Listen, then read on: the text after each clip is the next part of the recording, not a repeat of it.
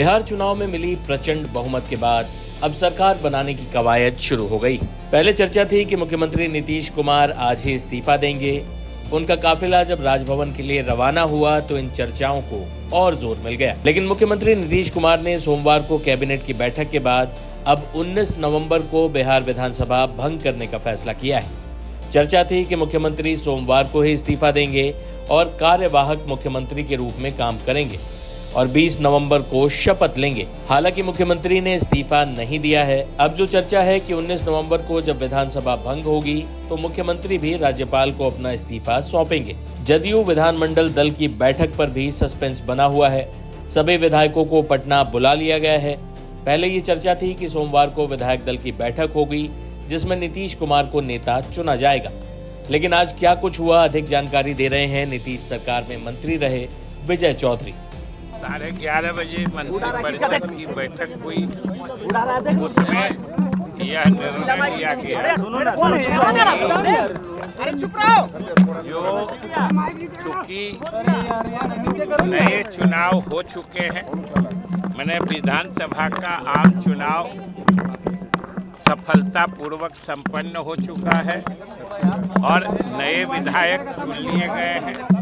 इसलिए आज मंत्रिपरिषद में यह निर्णय हुआ कि जो वर्तमान विधानसभा है वह 19 तारीख के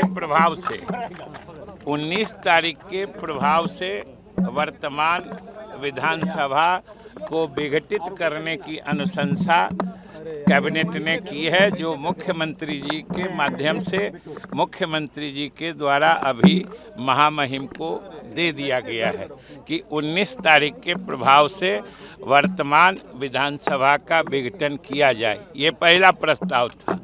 दूसरा प्रस्ताव था कि पूरे कार्यकाल में, वर्तमान सरकार के पूरे कार्यकाल में बिहार के सभी पदाधिकारियों और कर्मियों ने जो सकारात्मक सहयोग दिया है, सरकार की नीतियों और कार्यक्रमों का सफलतापूर्वक पालन किया है, लागू किया है, इसके लिए मुख्य सचिव के साथ बिहार के तमाम पदाधिकारियों और कर्मियों की सेवा की सराहना की गई है।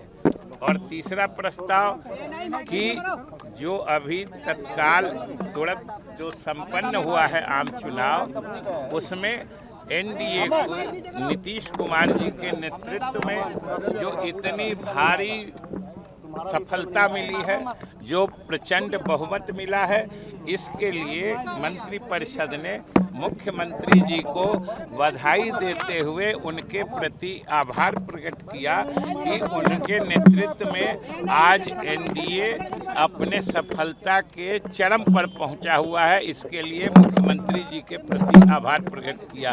यही 3 प्रस्ताव हुए हैं और अभी यही समाचार है, इसके आगे कुछ भी नहीं।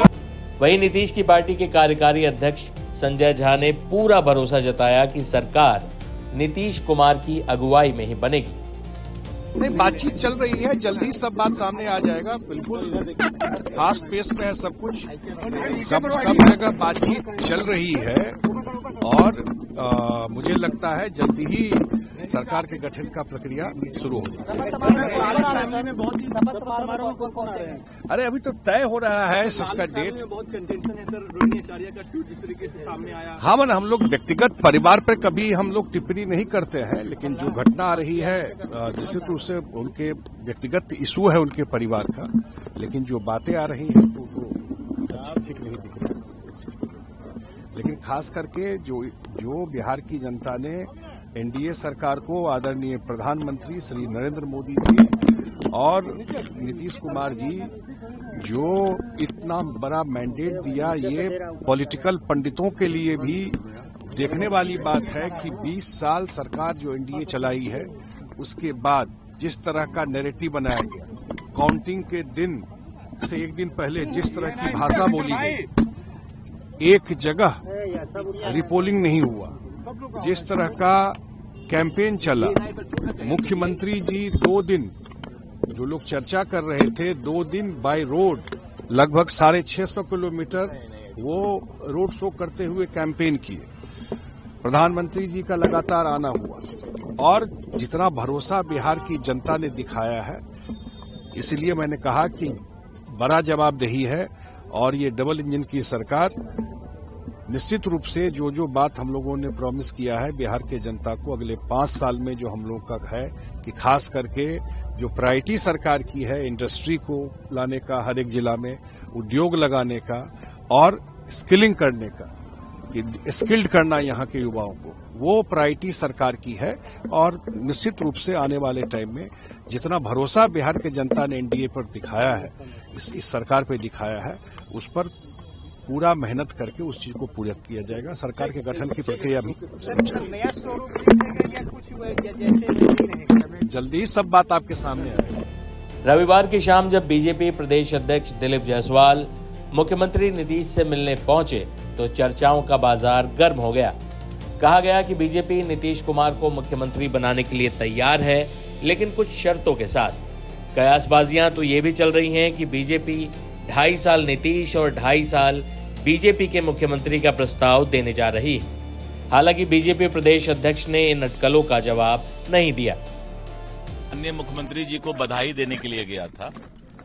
जिस तरह से अपार बहुमत मिला है, तो मुख्यमंत्री जी से मेरी मुलाकात नहीं हो पाई थी। मुख्यमंत्री जी से मेरी मुलाकात नहीं हो पाई थी, तो मैं आज मुख्यमंत्री जी को बधाई देने के लिए गया था। धन्यवाद। नहीं, बधाई देने गए थे। वही नीतीश के पुराने सहयोगी और केंद्रीय मंत्री उपेंद्र कुशवाहा ने इन तमाम कयासबाजियों को विपक्ष की चाल बताते हुए करारा हमला किया। यही विपक्ष के लोग तो बोल रहे थे कि बहुमत मिलेगा, उसके बाद फिर महाराष्ट्र वाली स्थिति यहाँ होगी। तो क्या स्थिति है सब लोगों को मालूम है। लोग आशंका व्यक्त कर रहे थे, जनता को भड़का रहे थे कि महाराष्ट्र में जिस तरह से सीएम बदल दिया इन लोगों ने, यह होगा। लेकिन सब लोग देख ही रहे हैं कि नीतीश कुमार फिर से बिहार के मुख्यमंत्री बन रहे हैं। तो विपक्ष के लोग क्या कर रहे हैं, इससे क्या मतलब है? कोई मतलब नहीं। इसी के बीच में रोहिणी आचार्य का भी इतनी बड़ी कंट्रोवर्सी हो रही है। आप कैसे उस कंट्रोवर्सी को देख रहे हैं और कैसे, क्योंकि एक बड़ा फैमिली बैकग्राउंड है उनका? देखिए, यह तो उनके परिवार का आंतरिक मामला है, इस पर क्या मेरी टिप्पणी होगी। लेकिन जिस तरह का आचार व्यवहार परिवार के अंदर दिख रहा है, उसको देखकर तो जनता भी देख ही रही है कि ऐसे लोग बिहार की जनता की क्या सेवा कर पाएंगे जिनके परिवार में इस तरह की स्थिति है। तो यह जनता देख रही है। और यही एक बड़ा कारण यह भी है कि इनको बार बार जनता रिजेक्ट कर रही है, इसके पीछे एक बड़ा कारण यह भी है। लेकिन कुल मिलाजुलाकर उनके परिवार का इंटरनल मैटर है। नीतीश कुमार का आखिरी मौके पर इस्तीफा न देना और 17 की जगह 19 तारीख का चुनाव करना, बीजेपी का मुख्यमंत्री पद पर खुलकर कुछ ना बोलना, ऐसे कई संकेत हैं जो बताते हैं कि बिहार में कुछ तो खेल हो रहा है।